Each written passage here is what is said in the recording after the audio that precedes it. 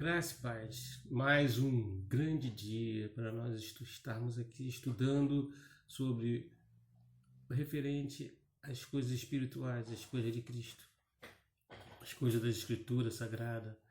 Então vamos lá, mais um dia para nós aprendermos juntos, temos que ser junto, o corpo. E nós estamos falando sobre conhecendo um Deus Trino. Antes de nós começarmos dentro daquele livro do Joe Oi, sobre por quem Cristo morreu, eu trouxe uma proposta para conhecer primeiro esse Deus Trino Criador e Soberano, né? Que é dos estudos mais difíceis, eu acredito que é um dos mais difíceis. Existem outros, né? Mas esse também é um mais difícil, mas nós vamos fazer ser mais assim, bem pontual, bem devagar, sem trazer muito assunto para que a gente possa, como eu falei, comer um mingau quente pelas beiradas, devagarzinho. Por quê? Porque temos limitações, somos suscetíveis muito a esquecimento, ao erro, né? E a Escritura Sagrada, ela é como se fosse, até o Hernando Dias Lopes, ele comenta, cavando para achar grandes pepitas, né? Então a gente temos que ter conhecimento, mas não jogar tudo de uma vez. Então, dentro desses estudos, nós vamos falar sobre o Deus Trino, para que possamos entender as pessoas dessa trindade, tá bom? Então, eu queria que vocês pudessem, primeiro, na Bíblia Sagrada, nós vamos falar desse Deus maravilhoso e a primeira carta de João. Nós vamos ler sobre essa pessoa de Deus referente a um dos atributos chamado o amor. Então vamos lá? Mas antes eu queria se expor, porque falar assim, mas por que a gente precisa entender sobre uma coisa tão difícil? Porque a Bíblia nos revela tais coisas, né? A Escritura ensina que só existe um Deus, mas que se revelam a três pessoas distintas, mas que são a mesma pessoas entre si, a mesma essência. Vamos então, primeira carta de João, vamos ler? Primeira carta de João, capítulo 4, do 7 ao 19. Ele vai expor aqui um dos atributos maravilhosos de Deus, falando do amor. De 7 a 19, são apenas 12 versos. Diz assim, ele começa falando uma palavra amorosa: amados, amemos uns aos outros, porque o amor procede de Deus, e todo aquele que ama é nascido de Deus, e Deus conhece a Deus. Aquele que não ama não conhece a Deus, pois Deus é amor. Ele continua: nisto se manifestou o amor de Deus em nós, em haver Deus enviado o seu Filho unigênito ao mundo para vivermos por meio dele. Nisto consiste o amor. Não em que nós tenhamos amado a Deus, mas que ele nos amou e enviou seu Filho como propiciação pelos nossos pecados. Amados, se Deus de tal maneira nos amou, devemos nós também amar uns aos outros. Ninguém jamais viu a Deus. Se amarmos uns aos outros, Deus permanece em nós e o seu amor é em nós aperfeiçoado. Nisto conhecemos que permanecemos nele e ele em nós, em que nos deu o seu Espírito. E nós temos visto e testemunhamos que o Pai enviou o seu Filho como Salvador do mundo. Aquele que confessa que Jesus é o Filho de Deus, Deus permanece nele e ele em Deus. E nós conhecemos e cremos no amor de Deus tem por nós. Deus é amor, e aquele que permanece no amor permanece em Deus e Deus nele. Nisto é em nós aperfeiçoado o amor, para que no dia do juízo, naquele grande dia, tenhamos confiança pois segundo ele é também nós somos neste mundo. No amor não existe medo, antes, perfeito amor lança fora o medo. Ora, o medo produz tormento, logo aquele que teme não é aperfeiçoado no amor. Nós amamos porque ele nos amou primeiro. Então, esse é um dos atributos que esse livro afirma, essa carta afirma. Mas primeiro, antes de falar propriamente dito do livro, nós temos que conhecer o livro, né? Conhecer esse livro. Por que João escreveu tal coisa? Para qual era o motivo, qual era o propósito desse livro? Existia nos primeiros séculos, irmão, uma heresia, já estava entrando dentro da igreja, uma heresia chamada docetismo. Você vai falar, mas o que é isso, docetismo? Docetismo era uma heresia que o João, através do Espírito Santo, foi alertado. Existia já uma heresia que negava a Cristo. Cristo como ser humano. Cristo como um ser igual a nós. Cristo é 100% homem e 100% Deus. As duas naturezas de Deus. Um dia, quem sabe, nós iremos falar sobre isso, né? Mas no primeiro século, esse livro foi escrito mais ou menos em 110, 112, entre 90 e 115 anos, junto com o Evangelho de João. Esse docetismo, negava a humanidade de Cristo, mas afirmava a divindade. É incrível, né? Eles afirmavam a divindade, mas negavam a humanidade.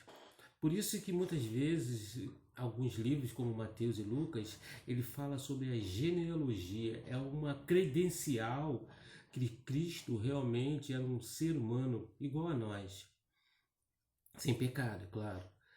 Né? No livro de Mateus, fala sobre a genealogia de Cristo vindo de Abraão, uma confirmação de que Cristo era um ser humano. No livro de Lucas já fala lá do Éden, né? No livro de Mateus fala da descendência do seu pai, José, como homem. E lá no Lucas ele relata mais a humanidade de Cristo vindo do primeiro Adão, lá do Éden. Então era uma refutação esse livro a uma heresia chamada docetismo que negava a humanidade de Cristo. Esse livro também nos parece que quando João escreve, ele sempre começa com, ele fala amados, filhinhos, sempre uma palavra de amor, né? É uma palavra maravilhosa. E parece que ele está escrevendo para um grupo de pessoas que tem um relacionamento muito íntimo, né? A linguagem não é difícil, uma linguagem simples, mas não é técnica, mas é muito profunda. E esse capítulo 4 que nós lemos, né? Ele fala e comunica a vida eterna para aqueles que creem que Cristo veio realmente como um homem, Cristo homem, né? O Salvador, Deus homem. E também essa passagem destaca muito o amor de Deus, né? Porém, irmão, nós não podemos colocar esse atributo que fala do amor acima de outros atributos. Os atributos, eles são linear, justiça, amor. Não existe amor acima da justiça, nem justiça acima do amor.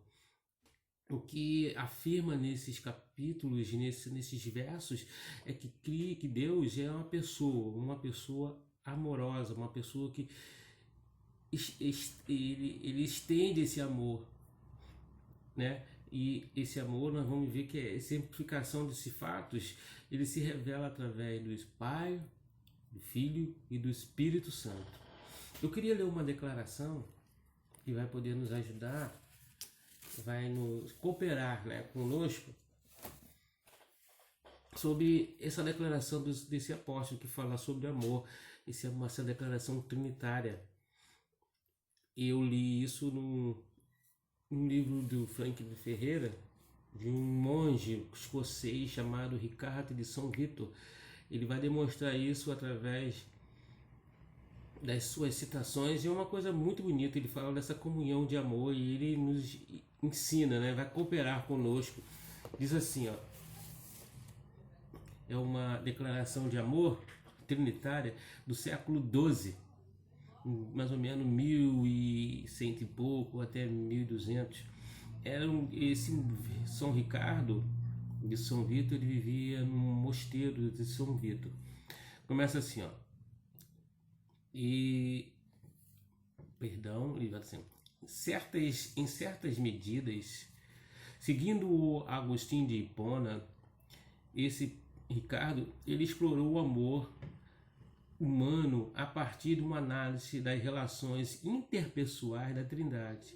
Ele concluiu que a pessoa é mais humana e mais próxima de Deus quando ama a outra, já que a experiência humana de amor tem suas raízes no mistério da Trindade. Podemos seguir o resumo de Barbosa faz do ensino desse monge. Segundo ele, não há nada mais perfeito que o amor. Portanto, se Deus possui a plenitude de tudo que é bom e perfeito, possui a plenitude desse amor. Se Deus é amor, o homem, sendo criado conforme a imagem de Deus, deve refletir essa perfeição o máximo possível. Por isso, crescer na experiência do amor cresce em direção à imagem de Deus, torna-se mais unido a Ele. Todavia, o exercício do amor exige outra pessoa. Ninguém tem amor para si mesmo, diz ele, em verdadeiro amor. Onde existe apenas uma pessoa, não existe amor. Daí a conclusão lógica de que, se Deus é amor, ele não pode existir solitariamente. Logo, não pode ser um Deus uno, né? E o Deus que é pregado do Islã é um Deus uno, uma só pessoa. E ele continua. Baseado nessa relação de amor, São Ricardo de São Vitor conhece a necessidade de haver mais de uma pessoa em Deus. Para ele, um Deus que não tem alguém como igual dignidade, com quem possa compartilhar plenamente o seu amor, não pode ser um Deus plenamente realizado. Para Ricardo, a natureza pessoal e amorosa de Deus exige que ele seja um Deus trino. Deus que desde de toda a eternidade é um Deus de amor, é amor, porque existe eternidade em relação plena de amor. Assim, podemos afirmar que mesmo antes de existir qualquer ser criado, Deus já existia como um Deus de amor. Pai, Filho e Espírito Santo, a santa comunhão do amor. Isso é muito bonito, essa declaração de São Ricardo, né? Ele chega a essa conclusão que Deus não pode ser um Deus uno, mas sim um Deus trino, porque um ser como Deus, ele não pode amar a si mesmo. E essa declaração, já temos 13 minutos, e vou fazer no máximo 15, 17 minutos, para nós não ter muita coisa na nossa cachola, né? Para que possamos, como eu falei, comer o mingau quente, nós temos que comer pela beiradinha, para a gente aprender devagar e degustar isso, né? Aí eu coloquei aqui nos meus escritos, já está até escrito ali, depois eu vou passar para vocês, que nesse amor também e nessas pessoas não existe, irmão, uma das coisas que a gente vê tão, até no meio acadêmico, no meio escolástico, na academia, a gente vê pessoas que têm mestrado, PhD, doutorado, né? Que fala, existe que a primeira pessoa da Trindade, a segunda pessoa da Trindade, a terceira. Isso é um erro muito grande. E depois nós vamos ver que existe pessoas como os pais da igreja, São Basílio de Cesareia, ele fez um tratado e ele quebrou essa concepção entender que existe primeira pessoa, segunda pessoa, terceira pessoa. Não existe isso, isso é um grande erro. Não existe ordenação hierárquica, né? Primeiro sargento, terceiro sargento, capitão, major, tenente. Não existe isso na eternidade. Os três são um, em qual eterno, qual essência. Então Deus é um só, em essência. Esse é um grande erro que nós temos e que nós teremos que esquecer isso. Isso não existe. Deus em si mesmo, na eternidade, não há inferioridade nem subordinação entre as pessoas da Trindade. São um só, uno, são uno. Deus é um em essência, porém distinto em três pessoas. Temos mais 15 minutos e eu não quero prolongar muito. Então não esqueça disso. Não existe subordinação nem inferioridade na eternidade. Eles são um só Deus. Há três pessoas, e essas três pessoas que nós vamos conhecer para falarmos sobre o agente da nossa salvação. Foi Cristo que morreu por nós na cruz do Calvário. Sim, Deus homem. E esse Deus homem que veio nos salvar, mas Deus Pai tem participação? Deus Espírito tem participação?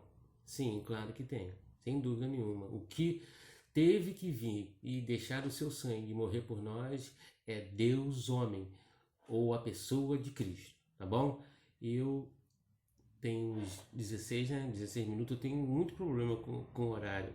Então eu quero que vocês entendam isso, que Deus é um em essência, porém distingue-se nas três pessoas. Quero falar somente uma citação que eu acho muito linda, que diz assim: o Pai é a causa e a origem de tudo, no princípio de tudo, de todas as coisas, as visíveis e as invisíveis.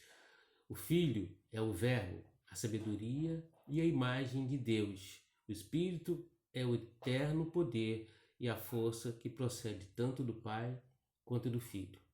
Tá bom? Naquele primeiro estudo, nós fizemos uma representação gráfica para que possamos entender melhor. Eu quero orar com você e agradecer a Deus por esse dia maravilhoso. Vamos orar? Então vamos orar. Deus, Pai Todo-Poderoso, obrigado, Pai, por ter participado desse estudo.